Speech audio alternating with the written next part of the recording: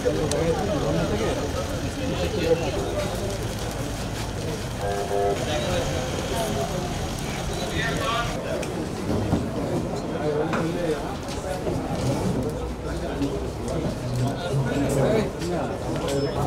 want us to find, yeah? No, I think it's good. I don't need to speak of it. G G please আমাদের নিচে যান আপনারা নিচে গেলে বের হওয়ার সময় ওনারা কাছে জানতে চাওয়া হয়েছিল যে আমরা আইন শৃঙ্খলা পরিস্থিতি কিভাবে নিয়ন্ত্রণ করব।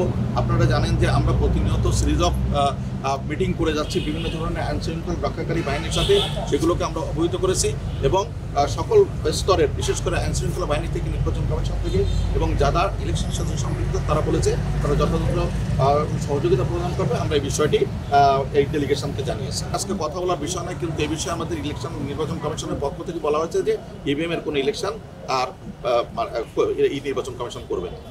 তারই অংশ হিসেবে তারা বিশেষ করে ইউএনডিপির তত্ত্বাবধানে নেতৃত্বে আমাদের এখানে কয়েকটি দেশের মহামান্য রাষ্ট্রদূতগণ এখানে এসেছিলেন।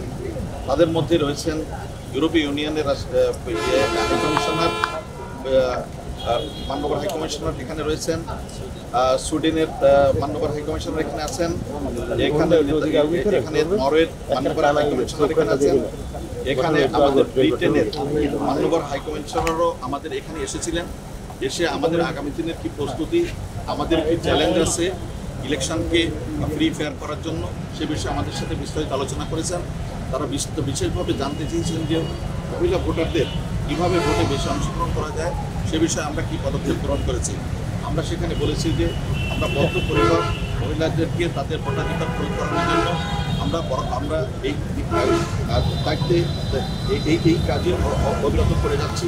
তারা আমাদের নির্বাচনের অগ্রগতি সম্পর্কে জানতে চেয়েছিল। আপনারা জানেন যে ইতিমধ্যে আমরা ঘরে ঘরে যে ভোটার তালিকা প্রস্তুতের কাজ সম্পন্ন করেছি, আমরা ডিলিমিটেশনের কাজ শেষ করেছি, আমরা খসড়া ভোটিং সেন্টারের কাজও সম্পন্ন করেছি। অল্প দিনের ভিতরে আমাদের ভোটিং সেন্টার নিশ্চিত হয়ে যাবে যে কোথায় কোন ভোটিং সেন্টার স্থাপিত হবে, সে কাজটা আমাদের শেষ হয়ে যাবে। আমরা মহিলাদের জন্য বিভিন্ন ধরনের আউটরিচ ক্যাম্পেইন অর্থাৎ তাদেরকে সচেতন করে তোলার জন্য যে পদক্ষেপগুলো গ্রহণ করেছি এবং ইতিমধ্যে যে পদক্ষেপ আমরা নিয়েছি সে বিষয়ে আমরা বিস্তারিত আলাপ করেছি। কিংবা স্থানীয় পর্যবেক্ষকগণ এভাবে কাজ করবে, তাদের বিষয়ে কী পদক্ষেপ গ্রহণ করা আছে সে সংক্রান্ত বিষয়ে আমরা কথা বলেছি।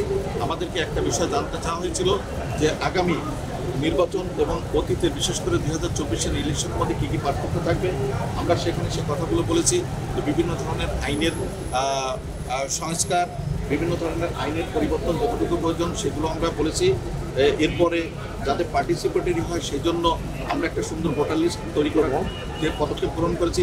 বিশেষ করে মৃত্যু ভোটারদের কর্তন, মহিলাদের যারা পূর্বে মহিলা এবং পুরুষ ভোটারের যে গ্যাপ ছিল সেই গ্যাপগুলোকে যথাযথভাবে করার জন্য যে ব্যবস্থা গ্রহণ করা দরকার সেই ব্যবস্থাগুলো আমরা গ্রহণ করেছি।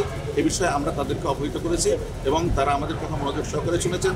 তারা বিভিন্ন ধরনের প্রশ্ন করেছিলেন, সেই প্রশ্নের আমরা উত্তর দেওয়ার চেষ্টা করেছি। এভাবে আমরা আমাদের বিষয়গুলো কী করেছি, তারা আমাদের বক্তব্যে তারা সন্তুষ্ট হয়েছে এবং আমাদেরকে ভবিষ্যতে আমাদের এই ইলেকশন একটা সুন্দর ইলেকশন হোক বা ফ্রি ফেয়ার ক্রেডিবল ইলেকশন হোক সেটা আমাদের কাছ থেকে প্রত্যাশা করেছে এবং তারা সেই আমাদের এই অগ্রযাত্রায় তারা সামিল হয়ে আমাদের পাশাপাশি থেকে তারা কাজ করার জন্য আশ্বাস দিয়েছেন।